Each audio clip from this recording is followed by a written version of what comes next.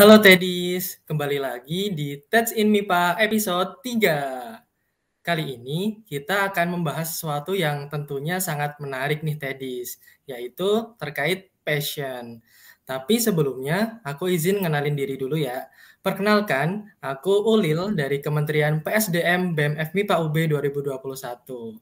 Nah, di sini kita juga telah kedatangan tamu spesial nih Tedis, yaitu ada Kak Dianisari Sofia Ranti. Mungkin bisa say hello dulu Kak Dianisari Sofia Ranti untuk memperkenalkan diri. Oke, halo semuanya. Ini apa panggilan untuk pendengarnya apa? Tedis Kak. Tedis ya. Oke. Halo Tedis, kenalin nama aku Diani Sari Sofiaranti, biasa dipanggil Sari. Aku lulusan dari FMIPA juga, jurusan kimia tahun 2014. Nah, untuk kesehariannya sih sekarang lagi sibuk, nggak sibuk-sibuk banget sebenarnya. Lagi ngurusin usaha, jadi aku punya florist gitu, alias setiap hari itu bertemu dengan bunga-bunga, terus ngerangkai, terus nge-wrapping, ngebuket gitu-gitu. Itu mungkin ya sedikit perkenalan dari aku. Oke, salam kenal Kak Sari. Nah, Salam beliau kenal juga. ini ya beliau ini merupakan alumnus dari jurusan Kimia Fakultas MIPA Universitas Brawijaya angkatan 2014. Sama kayak kita nih Tedis. Kita dari jurusan dari Fakultas MIPA Universitas Brawijaya tentunya. Gitu. Oke, kalau gitu langsung aja kita masuk ke pembahasan utama kita yaitu mengenai passion. Nah, passion itu merupakan kecenderungan atau keinginan seseorang untuk melakukan sesuatu yang disukai atau yang dia anggap penting untuk dilakukan. Nah, kalau menurut Kak Sari sendiri nih, passion itu apa sih sebenarnya dan manfaatnya dari passion itu apa sih buat kita?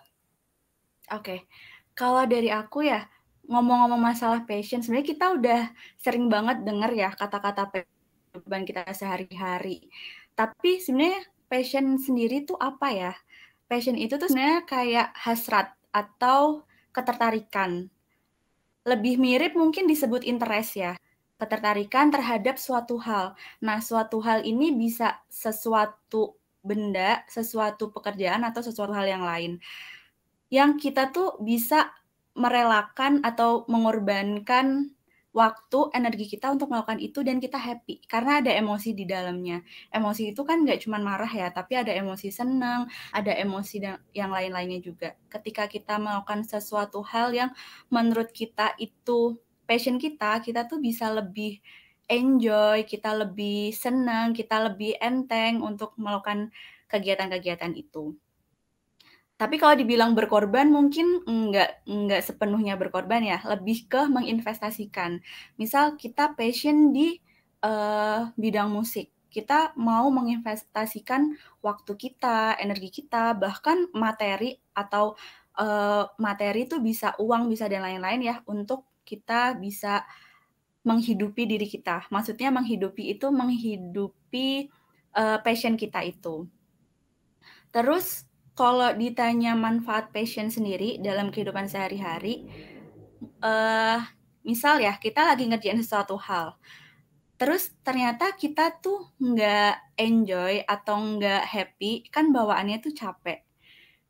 Karena ada passion, ya mungkin tetap capek. Cuman ketika kita punya passion atas hal yang kita lakukan, uh, in the end kita tuh merasa senang gitu loh. Jadi iya capek, tapi capeknya tuh kebayar. Lebih ke situ mungkin ya kalau masalah passion. Karena aku sendiri di sini juga running suatu usaha dan kalau dibilang aku kerja sesuai passion, aku nggak capek, aku seneng, semuanya berjalan dengan sangat baik, itu sebenarnya nggak juga. Karena pasti ya namanya manusia juga merasakan emosi lelah dan lain-lain. Tapi kenapa bisa survive sampai sekarang? Ya karena ada passion di dalamnya gitu loh. Jadi kita tuh bisa, aku nggak akan berhenti untuk melakukan ini karena aku suka. Aku senang ngelakuin ini gitu sih. Mungkin kalau kalau diomongin masalah passion secara umum sih kayak gitu ya. Intinya ketika kita senang dengan apa yang kita lakukan, secapek apapun, stres apapun kita tuh bakal tetap go on gitu loh sama yang kita lakuin, gitu sih. Oke, tadi juga udah dibahas nih sama Kak Sari terkait passion itu ketertarikan dari kita sehingga kalau kita melakukan sesuatu yang kita tertarik itu, kita menjadi nggak akan cepat lelah, kita akan tetap berjuang untuk meraih dan menyukseskannya seperti itu. Nah, tadi kan udah tuh manfaat dan arti dari passion. Nah, sekarang tuh seberapa penting sih orang-orang itu harus tahu akan passion dan dia harus mengetahui passion dari dirinya sendiri gitu, Kak? Ngomong-ngomong masalah seberapa penting, ibaratnya gini ya, kita mengerjakan sesuatu yang kita tahu kita suka, itu membuat kita lebih nyaman dan kita lebih menikmati. Iya nggak? Iya benar tuh, Kak. Nah, caranya gimana supaya nggak semua orang sebenarnya, mungkin nggak semua orang bisa langsung menemukan passion-nya. Ada yang kayak bingung gitu, aku nih sebenarnya passion-nya apa sih, kok kayaknya nggak punya suatu ketertarikan terhadap sesuatu gitu. Atau masih meraba-raba, aku bisanya ini, tapi aku nggak terlalu mau menghabiskan waktu untuk itu, ya ada aja gitu loh. Tapi ketika kita melakukan sesuatu yang kita suka, pasti itu akan berpengaruh ke hasil yang akan kita peroleh. Itu kenapa passion itu penting. Nah, untuk menemukan passion itu nggak dibilang gampang, nggak gampang juga, tapi bukan berarti nggak bisa, gitu kan. Ada orang yang udah bisa langsung menemukan passion-nya ketika dia melakukan sesuatu. Ada yang sampai sekarang masih ini itu, apakah ini passion-nya atau enggak. Nah, untuk tipe yang pertama, untuk orang yang udah tahu passion-nya, ini sangat lucky banget ya, karena dia bisa langsung menemukan passion-nya. Dia langsung tahu kalau aku ngerjain sesuatu hal ini, aku tuh happy, aku tuh enjoy, aku tuh sangat menikmati. Tapi ada juga yang harus masih struggling menemukan apakah ini passion-ku atau ini tuh hanya sekedar hobi atau kesenanganku sementara waktu gitu.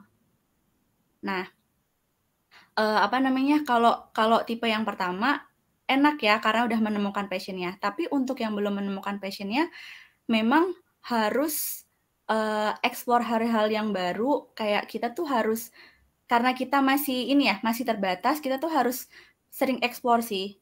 Mungkin aja ada hal yang belum kita lakukan, kita belum tahu, kita belum pernah berinteraksi atau belum pernah melakukan kegiatan itu, tapi sebenarnya itu bisa jadi passion kita. Tapi karena kita belum menemukan, jadi kita masih kayak gambling gitu loh, yang mana, yang ini apa yang itu, kayak gitu.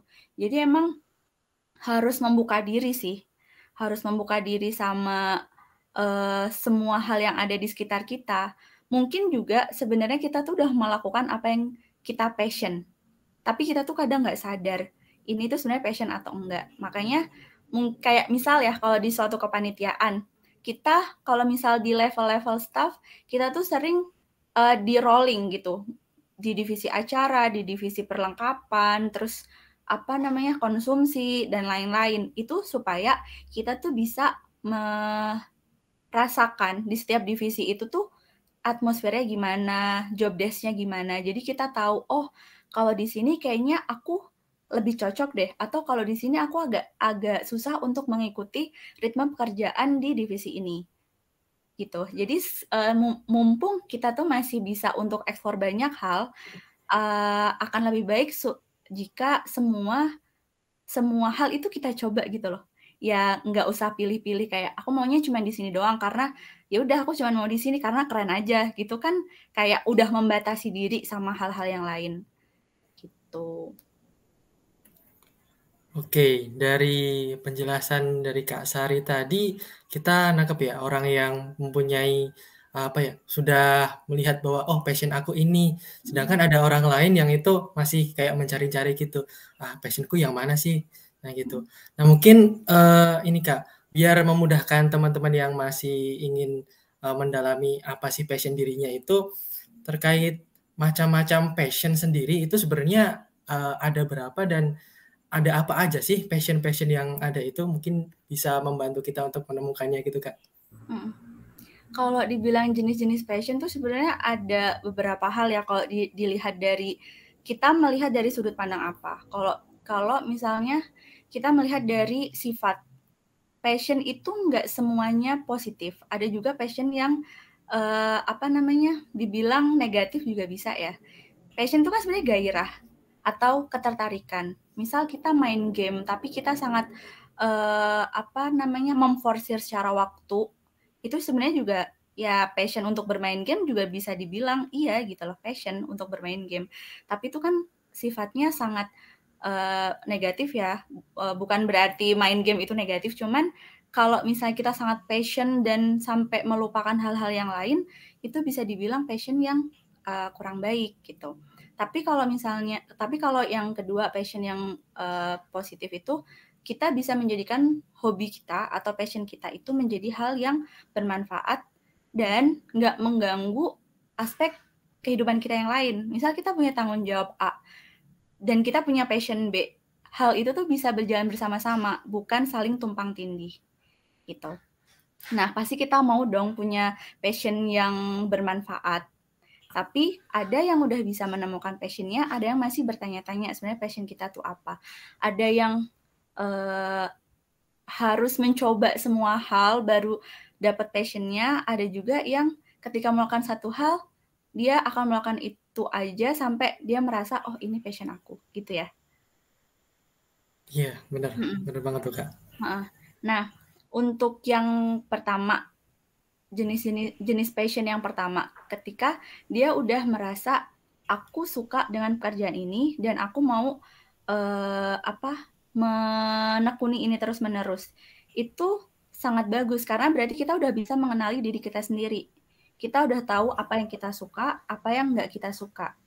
Yang kita suka itu kita bisa manage, kita bisa olah menjadi hal yang bermanfaat. Apalagi ketika kita bisa menjadikan hobi kita itu sebagai pekerjaan, alias hobi kita tuh menghasilkan. Itu kan lebih menyenangkan lagi kan, udah happy ngerjain hobinya, masih dapat duit gitu. Tapi ada juga yang kayak aku harus cobain semuanya dulu sampai tahu passion aku, ya memang seharusnya kayak gitu karena kita masalahnya belum tahu passion kita apa. Kalau misalnya kita belum tahu passion kita apa dan kita menutup diri sama aspek kehidupan yang lain, ya selamanya kita akan bingung dengan apa yang kita mau, apa yang kita tuju, apa yang kita suka, kayak gitu-gitu. Kalau ngomong-ngomong masalah passion dulu atau ini dulu ya, misal dalam suatu pekerjaan, kadang nggak semua orang juga harus melakukan passion-nya sebagai pekerjaan. Ada juga yang karena tuntutan ekonomi, kebutuhan, dan lain-lain, mereka merasa, aku kalau misalnya menghidupi passion-ku, sepertinya belum bisa menghasilkan. Sementara tagihan, terus kebutuhan-kebutuhan yang lain tuh terus ada kan di kehidupan kita. Makanya itu biasanya idealisnya agak tergeser karena terbentur sama realita. Realita harus bayar tagihan.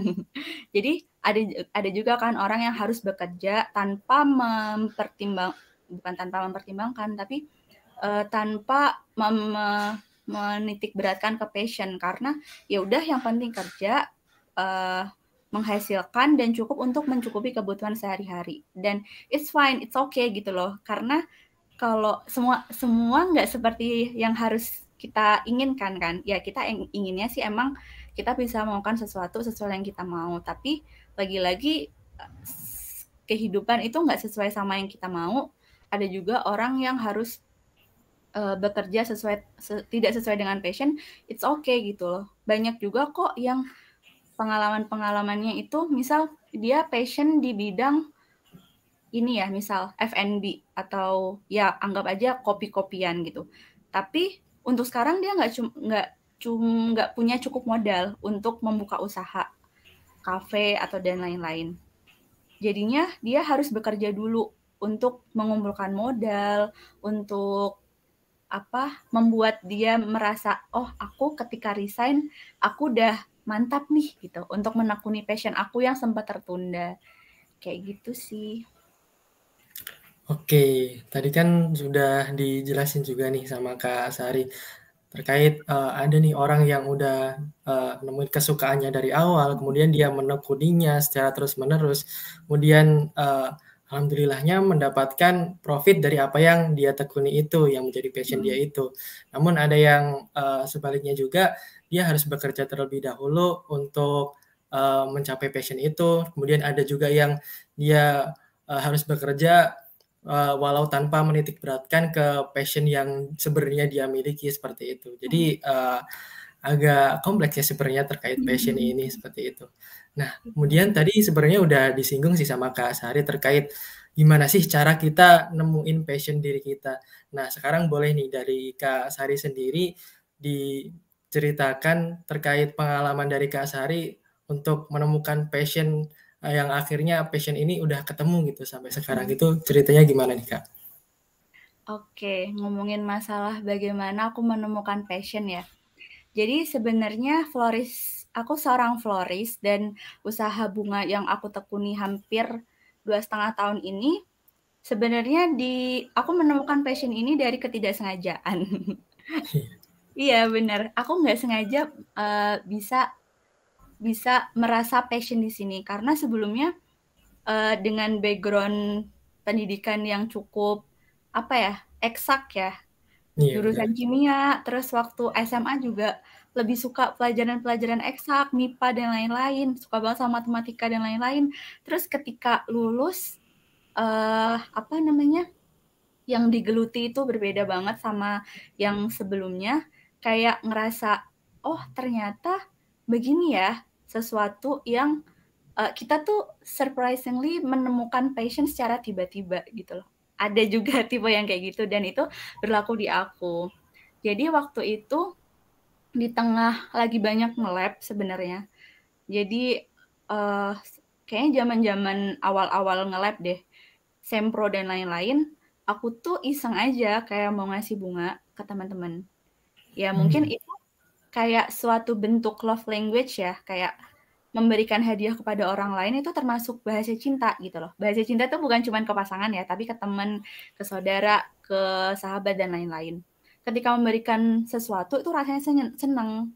Dan waktu itu di Malang khususnya banyak banget bunga.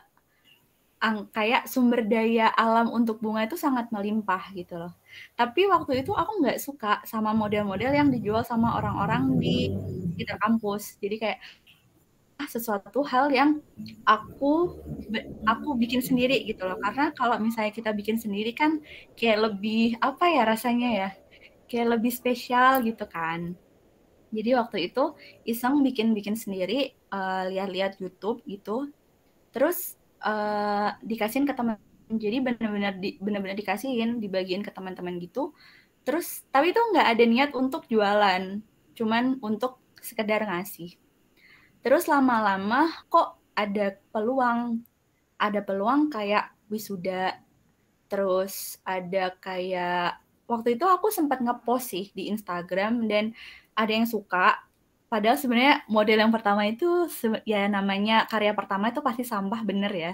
Kalau aku ngelihat di karya aku yang pertama, bunga aku yang pertama itu bener-bener aku nggak kok ada ya orang yang mau beli sampai mikir kayak gitu di titik ini ngerasanya kayak gitu. Tapi memang ya udah waktu itu aku buat terus aku post di Instagram ada yang mau gitu loh. Sampai akhirnya teman-teman aku tuh kayak udah dijual aja kayak gitu-gitu.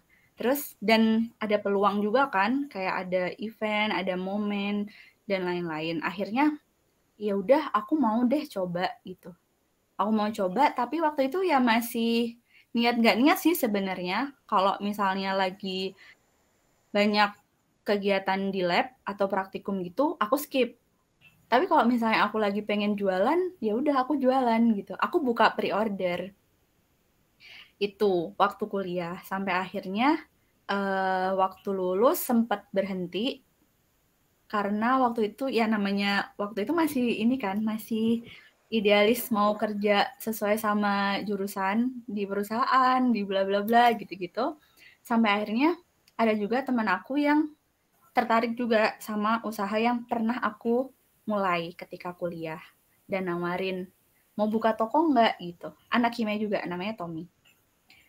Terus sejujurnya waktu ditawarin itu tuh aku kayak, serius nih toko? Karena sebelumnya nggak ada basic sama sekali di bisnis ya. Kayak ya emang pernah ikut beberapa kegiatan kewirausahaan, cuman kayak ini benar-benar mau terjun nih, yakin gitu. Akhirnya setelah beberapa waktu kita diskusi, akhirnya kita memutuskan untuk buka toko. Dan itu merupakan keputusan yang cukup berat juga, karena anak baru lulus, terus langsung ditawarin toko, dan ya nggak kerja apapun sebelumnya, jadi langsung terjun ke usaha, itu lumayan jadi tantangan juga sih buat aku khususnya. Itu, sampai akhirnya ketika punya toko, kayak oke, udah buka toko, kamu udah harus bayar tagihan-tagihan dan lain-lain, bayar pegawai dan lain-lain, akhirnya kita tuh kayak dalam tanda kutip terpaksa untuk semakin menekuni apa yang kita mulai gitu. Jadi semakin harus, aku udah niat nih untuk buka toko, aku benar-benar harus kasih perhatian ekstra ke produk, aku harus kasih perhatian ekstra di manajemen usaha dan lain-lain. Dari situ sih menemukan passion, sampai akhirnya udah jalan 2,5 tahun ini kayak merasa ya mungkin sempat ngerasa ini ya, kayak teman-teman aku udah kayak gini-gini nih, kerja kantoran udah kayak gini-gini nih. Cuman di yang aku rasain, aku juga happy gitu loh makan yang aku lakuin, dan menghasilkan juga. Sampai sekarang di Floweria udah punya 2 pegawai, dan akan terus, insya Allah sih akan terus berkembang ya, doain. Akan terus Amin. berkembang terus gitu-gitu. Jadi merasa menemukan passion-nya itu secara tidak sengaja, tapi bukan berarti kayak ya udah secara nggak sengaja akhirnya mengalir gitu tuh, nggak seperti itu ya. Menemukannya nggak sengaja, tapi ketika sadar itu sebuah hal yang memang kenapa enggak, jadi kita tuh harus, jadi dalam diri aku sendiri tuh kayak ya udah benar-benar diseriusin dan konsekuen gitu loh sama semua yang akan terjadi gitu. Wah, jadi awalnya berawal dari ketidaksengajaan, namun dari Kak Sari sendiri sadar bahwa itu merupakan suatu passion yang harus ditekuni Mm-mm. untuk sampai sekarang seperti itu ya. Mm-mm. Jadi ya sebenarnya tadi juga sudah disinggung sih terkait gimana sih cara kita tetap bisa ngembangin apa yang dikatakan passion dari dalam diri kita itu, walaupun tadi ada berbagai pikiran yang masuk seperti yang diceritakan Kak Sari tadi, terhadap gengsi atas lulusan dari kimia yang bekerja di perusahaan-perusahaan, akan tetapi kita harus juga menjalankan passion kita terus-menerus. Nah, gimana sih dari pengalaman Kak Sari untuk mengembangkan passion itu hingga sekarang gitu, Kak? Mm-mm.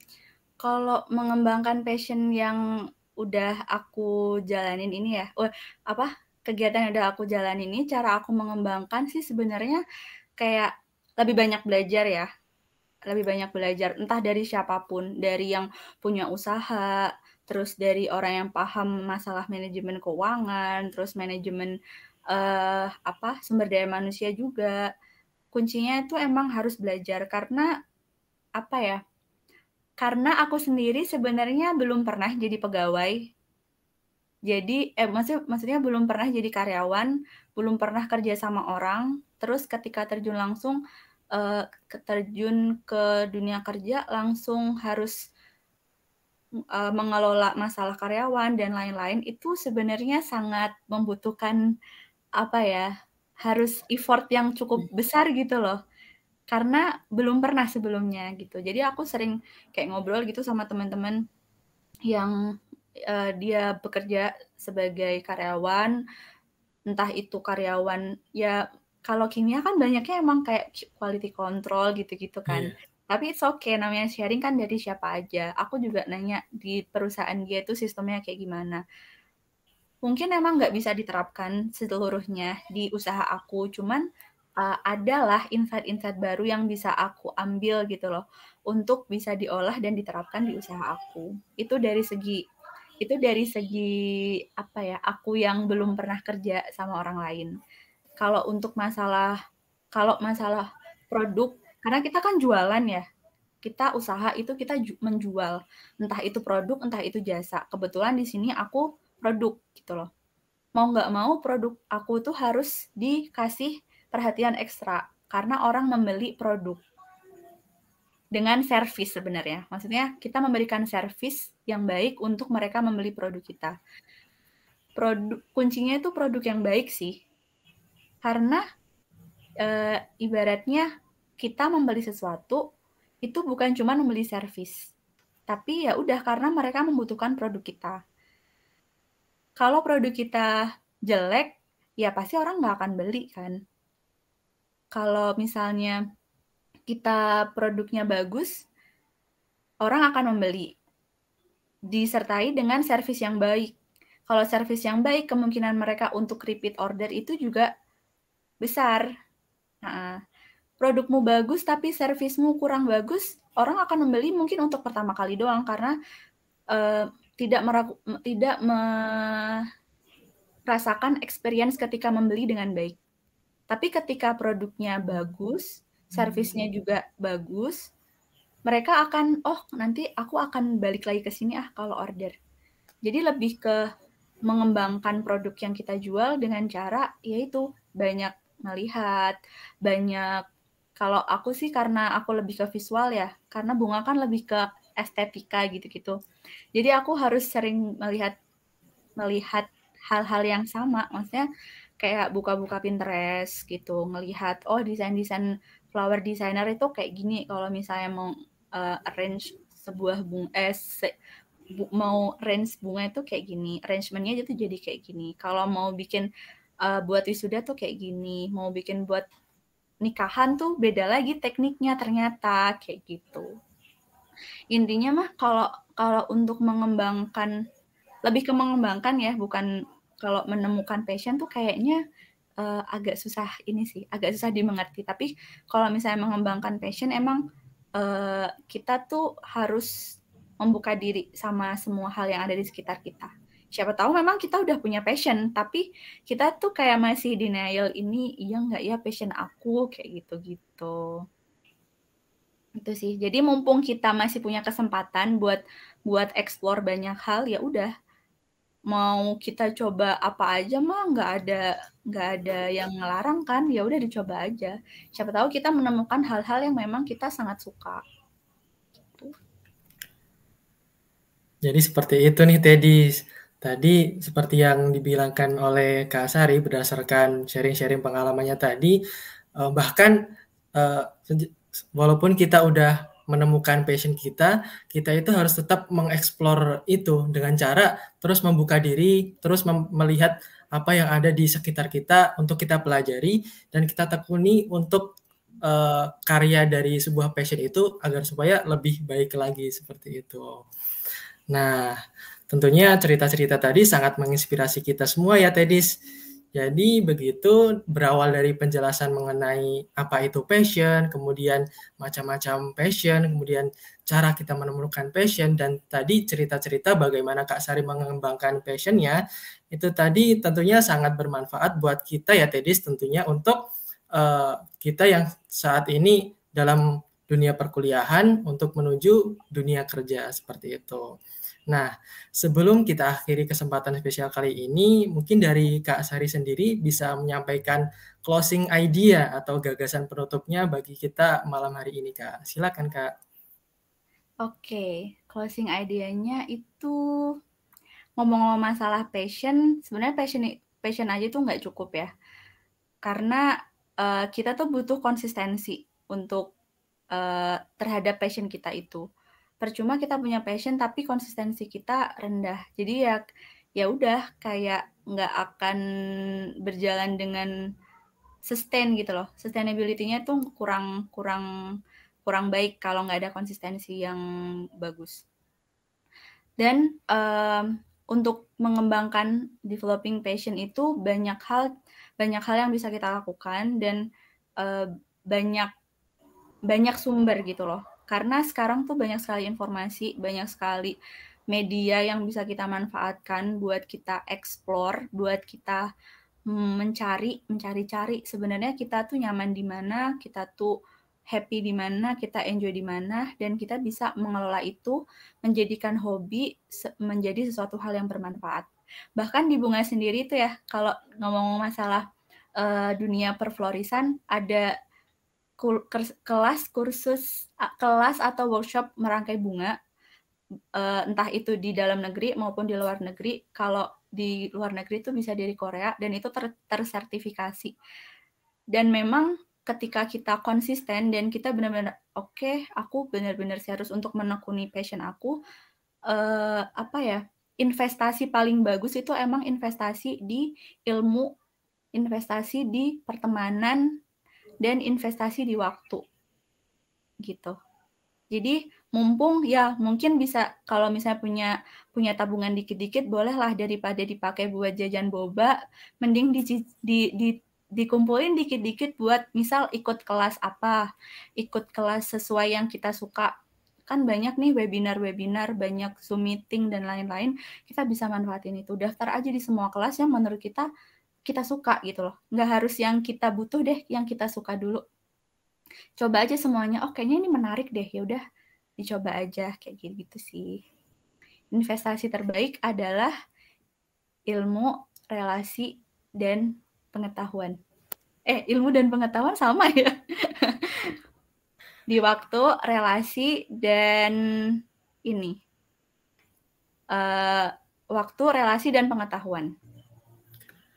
Oke, bisa dicatat benar-benar ya Tedis. Tadi investasi yang terbaik untuk kita mengembangkan passion itu adalah relasi, kemudian waktu, dan juga ilmu pengetahuan. Sekali lagi aku ucapkan terima kasih untuk Kak Sari atas kesempatan sharingnya pada malam hari ini. Nah, tentunya sangat bermanfaat sekali ya Tedis untuk kita semua. Kalau menurut Tedis konten ini bermanfaat, Tedis bisa like, komen, dan share ke teman-teman yang lainnya ya, supaya teman-teman juga bisa mendapatkan manfaat atas ilmu yang kita dapatkan pada kali ini. Sampai jumpa lagi Tedis di Touch in MIPA selanjutnya. Dadah!